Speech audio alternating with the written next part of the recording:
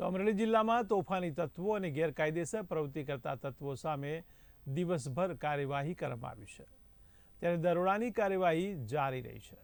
તો એસપી સંજય ખરાતના સીધા સુપરવિઝન હેઠળ રેતી માફિયાઓ અને ગેરકાયદેસર પ્રવૃત્તિઓની સામે ગુના તાત્કાલિક નોંધવા આદેશ આપવામાં આવ્યા છે.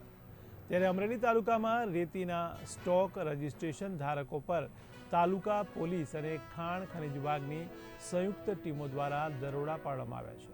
ત્યારે તાલુકા પોલીસ ટીમની હાજરીમાં ખાણ ખનિજ વિભાગ દ્વારા સ્ટોક રજિસ્ટ્રેશન ચેકિંગ અને માપણી શરૂ કરવામાં આવી હતી.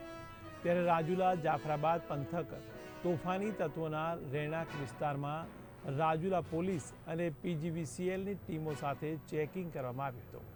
ત્યારે રાજુલામાં 5 ગેરકાયદેસર અને જાફરાબાદ તાલુકાના લુણસાપુરમાં 1 ગેરકાયદેસર વીજળી કનેક્શન કાપી નાખવામાં આવ્યા હતા.